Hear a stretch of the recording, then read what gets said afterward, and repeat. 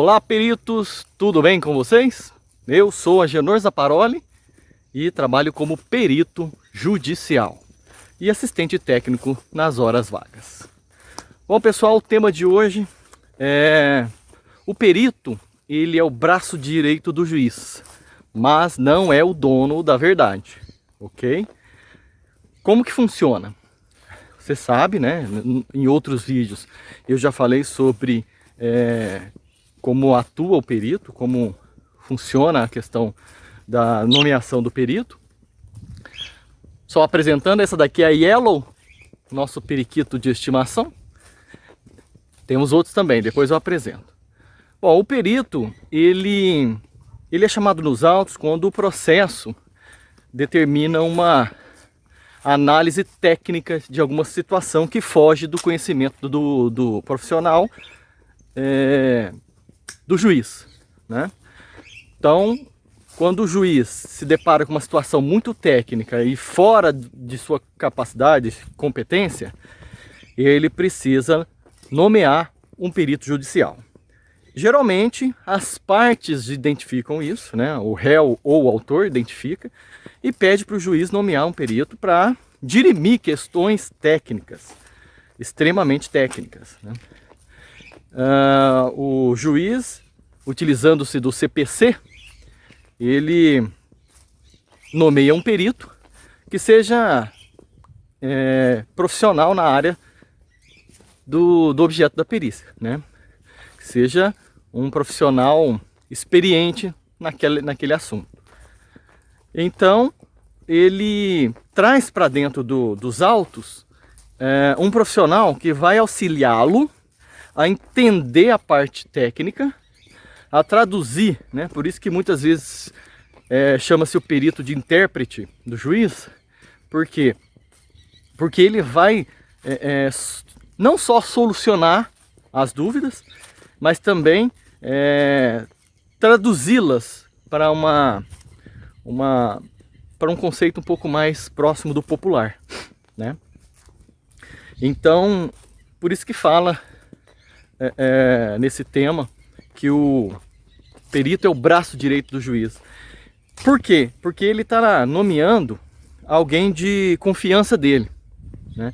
Ele pode nomear alguém de ofício, ele pode chamar o nome de um profissional que ele conheça, que ele confia, ou ele simplesmente joga um pedido de um profissional, por exemplo, engenheiro mecânico, no sistema do tribunal, e o sistema faz uma busca automática e nomeia automaticamente um profissional. Mas esse daí continua sendo o braço direito do juiz. Porque antigamente, o que acontecia? Antigamente, ainda existe essa possibilidade, mas não acontece com frequência, o juiz ele poderia ir em campo. Ele ia em campo para ver a situação e ele mesmo levantava as necessidades de campo. Eu mesmo nunca vi isso acontecer, mas existe essa possibilidade do juiz sair do tribunal, da secretaria, da sala dele, e visitar a diligência, né, e visitar em diligência para levantar com os próprios olhos a situação do local, né? Mas isso, o juiz ele tem muito trabalho. Então, para evitar isso, criaram a imagem do perito judicial, que é o braço direito dele, é a extensão dele no campo, né? Na obtenção da prova, né? Então o perito ele tem o poder, ele tem um poder de juiz lá no momento, né? Não digamos assim poder de juiz, mas ele tem o poder da perícia lá no momento. Ele é a justiça lá no local. Portanto, se alguém, por exemplo, impedir o perito de qualquer forma, pode ser caracterizado impedimento da justiça, né? E se for alguém do setor público, pode ser também abuso de poder, né? Então, tem que ser muito bem...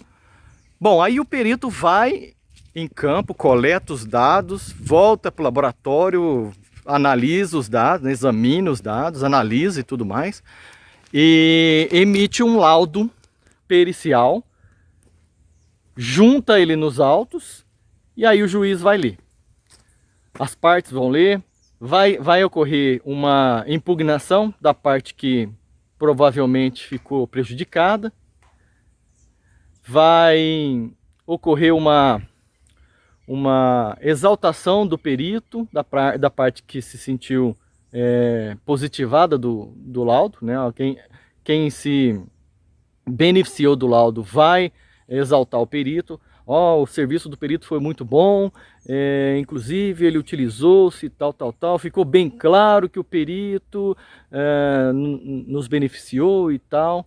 A outra parte também pode falar a mesma coisa, pegar algumas partes do laudo e dizer a mesma coisa, mas vai ter também aquele momento em que o advogado que se sentiu prejudicado vai querer impugnar partes do laudo, ou o laudo inteiro, né?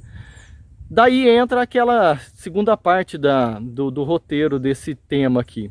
O perito, ele é o braço direito do juiz, mas não é o dono da verdade. Então o que acontece? O que eu quero dizer com isso? O que o CPC diz? O juiz ele não está adistro ao laudo, quer dizer, o laudo não é uma peça ultra super mega blaster absoluta.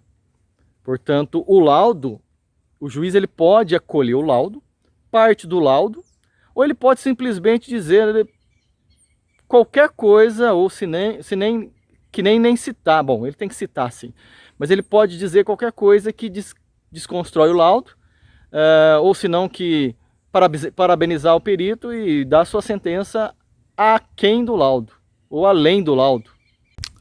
Portanto, o juiz ele pode simplesmente não utilizar o laudo pericial do braço direito dele e simplesmente dar a sentença conforme ele entender melhor, né? Lógico, baseado nos princípios jurídicos, né?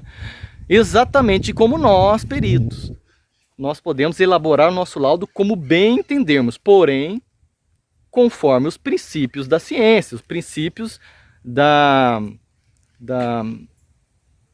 tecnologia, né, princípios que envolvem a nossa formação, né? Não, como eu venho dizendo, e eu gosto bastante de bater nessa tecla, não adianta fazer um parecer técnico em que você não elabore uma fundamentação de tudo que você fez. Senão vai ficar simplesmente uma opinião sua, não é o que as partes querem, elas não querem uma opinião sua. Tá certo, imagina que você coloca uma opinião sua e não se embase em nada, não cite ninguém. A sua opinião é basicamente monocrática, aquilo ali é a sua palavra contra das outras partes, então não serve. Você tem que se embasar. Você vai construir uma estrutura laudal baseada numa construção cronológica, trazendo citações de outros livros, de outros profissionais, trazendo estudos que corroborem cada segmento da sua construção lógica. Então você, por exemplo, pode dissertar uma questão que envolve um tema em específico, que vai ligar com o tema de baixo, tá? Lembrando que tem que ter sempre uma ordem cronológica, uma ordem conexa, né? Uma conexão entre um tema e outra, e a cada tema você traz a citação de um termo, ou se não de uma parte de um livro, ou de um estudo, ou de um outro laudo pericial, de um profissional que corrobora o que você disse. Para quê? Para manter o seu laudo pesado, para manter o seu laudo pomposo, com riquezas de detalhes, trazendo a opinião e o peso da palavra de outros profissionais para embasar a sua conclusão. Tá? No momento que você exarar a sua conclusão com base em vários outros livros e vários outros estudos, você tá dando um parecer multidisciplinar. Né? Basicamente você está dando um parecer baseado no entendimento de vários profissionais da área. Tipo assim, conforme o tema tal, conforme diz o autor tal na página tal, aí você cola ali a citação, utiliza as normativas da NBR, de citação, de referência, de bibliografia, para colocar da forma correta, tá? Porque padrão é padrão, foi criado um padrão, é para ser seguido, não é porque é bonitinho, tá? Se tem um padrão da BNT, segue ele para fazer as citações, a elaboração do seu laudo. Se tem um padrão de elaboração de laudo, segue ele. Um padrão por exemplo, existe uma norma específica da BNT que fala sobre resumo. Usa a parte de resumo, segue aquele padrão, entendeu? Então, bem lembrando, o perito ele é o braço direito do juiz. O juiz nomeia para ir em campo, coletar dados, examinar, analisar e exarar um laudo pericial. O juiz não é adistro ao laudo, quer dizer, ele não precisa se embasar no laudo. Se ele entender que outras provas são mais pesadas que o laudo, ele pode desclassificar o seu laudo, simplesmente agradecer e nem citar o laudo na sentença. Mas isso não é comum. O correto, o que é comum, na verdade, é o juiz se basear no laudo e exarar sua sentença. Depois vai ter o pessoal vai recorrer, vai para a segunda instância e talvez os tribunais superiores e tudo mais. Mas tudo baseado na sua perícia. Pode ser solicitado uma perícia uma segunda perícia de confirmação? Pode.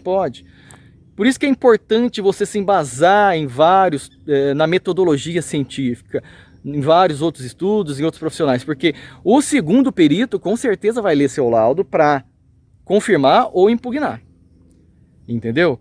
E se você falar algo, né, trazer uma opinião, pode ser que ele não acolha. Agora, se você traz a sua opinião e traz metodologias científicas, estudos, citações de livros, de outros profissionais e tudo mais, ele vai ler aquilo, vai buscar a bibliografia dele, vai perceber que existe uma conexão entre tudo, que você está dentro do tema, da verdade dos fatos, e ele vai confirmar o seu laudo, e isso é bom para você, né? Bom, então, resumindo tudo, nós estamos falando aqui que o perito, ele é o braço direito do juiz, aquele cara que vai no campo, coleta os dados, mas não é o dono da verdade, portanto, ele a palavra dele não é a última palavra. A sentença pode simplesmente desclassificar a conclusão do perito, tá? Beleza, perito? Tem alguma dúvida? Pergunta aqui, tem todos os dados de e-mail e tudo mais aqui embaixo. Eu acho que já esclareci algumas dúvidas. Precisando, estamos aí. Abraço.